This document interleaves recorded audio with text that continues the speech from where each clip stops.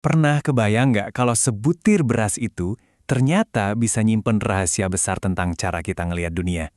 Nah, hari ini kita bakal bongkar gimana satu fakta yang kelihatannya simpel justru bisa membuka dua cara pandang yang beda banget. Yuk kita mulai. 8.000 lebih. Wow, angka yang gede banget ya. Apa coba yang kepikiran pas pertama kali lihat angka ini? Mungkin jumlah pulau di Indonesia? Atau jangan-jangan jumlah bintang yang bisa kita lihat di langit malam?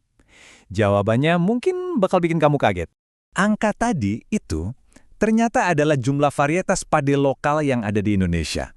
Iya beneran, lebih dari 8.000 jenis padi yang beda-beda. Ini bukan sekedar beras loh, tapi ini tuh ibarat sebuah harta karun keanekaragaman hayati yang luar biasa. Dan dari sinilah perjalanan kita dimulai.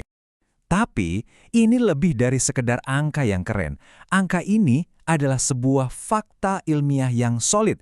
Dan fakta inilah yang membawa kita ke cara pandang yang pertama untuk memahaminya. Kita sebut aja ini lensa keanekaragaman hayati. Ini adalah cara pandang yang ngandelin banget sama observasi, pengumpulan data, dan kerja keras. Pokoknya semua usaha fisik buat ngukur dan ngasih label ke dunia di sekitar kita. Nah, ini adalah perspektif usaha. Kalau dari kacamata sains, ya 8.000 varietas ini adalah bukti nyata betapa kayanya keanekaragaman hayati pertanian kita. Bayangin deh para ilmuwan, mereka kerja keras banget, mereka ngukur, mereka bedain jenisnya, mereka pelajari, semua demi ngebongkar rahasia genetik, ketahanan pangan, dan potensi dari tiap jenis padi. Ini tuh puncak dari usaha manusia buat memahami alam. Oke, kita jadi tahu nama-nama latinnya, kita tahu susunan genetiknya, tapi pertanyaannya, apa dengan semua itu kita udah bener-bener paham apa sih makna di balik 8.000 jenis padi ini? Atau jangan-jangan ada cara pandang lain yang kita lewatin? Nah, sekarang kita coba pakai lensa yang kedua, lensa spiritual. Kalau lensa yang pertama tadi fokusnya ke usaha atau upaya fisik, lensa yang ini ngajak kita buat nyelam lebih dalam ke ruhiyah atau esensinya. Ini udah bukan lagi soal ngukur, tapi soal merenung. Dan yang menarik, ide buat merhatiin keragaman alam ini sebenarnya bukan hal baru loh.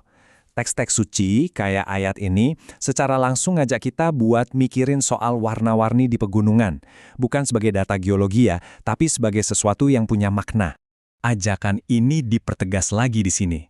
Coba perhatiin penekanannya di kata berlain-lain macamnya. Ini nunjukin sebuah keragaman yang sengaja diciptakan di bumi. Jadi ini bukan lagi sekedar observasi biasa, tapi udah jadi sebuah undangan buat kita nyari makna yang lebih dalam. Nah, ini dia intinya dari lensa ruhiyah. 8.000 varietas padi tadi itu nggak dilihat cuma sebagai hasil dari proses evolusi acak. Tapi, keragaman itu sendiri adalah sebuah tanda yang disengaja, sebuah manifestasi dari kekuatan kreatif Sang Pencipta. Jadi yuk sekarang kita coba sandingkan kedua lensa ini. Di satu sisi ada usaha, dorongan buat mengukur dan paham secara fisik, dan di sisi lain ada ruhiyah, pencarian makna dan esensi yang lebih dalam. Perbedaannya tuh mendasar banget loh. Lensa usaha bikin kita nanya, ini apa sih? Terus tindakannya ya observasi dan bikin katalog. Sebaliknya, lensa ruhiyah bikin kita nanya, kenapa ini ada? Dan responsnya adalah rasa syukur dan kekaguman. Jadi usaha itu ngasih kita pengetahuan soal cara kerja dunia. Tapi ruhiyah lah yang ngasih kita kebijaksanaan buat paham posisi kita di dalamnya. Ibaratnya gini, usaha itu tahu nama latin bunga, tapi ruhiyah itu yang bikin kita terpesona sama keindahannya. Ini bukan soal milih mana yang benar ya, dua-duanya penting banget. Lensa usaha ngasih kita kemampuan buat mengelola alam, tapi lensa ruhiyah ngasih kita alasannya. Alasan buat menjaga, buat menghargai, dan buat ngerasa terhubung. Usaha tanpa ruhiyah itu bisa jadi cuma eksploitasi tanpa makna. Tapi dengan ruhiyah, semua usaha kita di dunia ini, mau itu di sains, seni, atau kehidupan sehari-hari, jadi punya jiwa, punya arti, dan punya arah yang lebih tinggi. Nah, ini ninggalin kita dengan satu pertanyaan. Dari pola embun di pagi hari sampai rumitnya galaksi di langit malam, hal apa lagi yang kita lihat setiap hari, tapi mungkin belum benar-benar kita pahami? Kalau kita coba berhenti sejenak dari sekedar mengukur dan mulai merenung, keajaiban apa lagi ya yang sebenarnya nunggu buat kita temukan?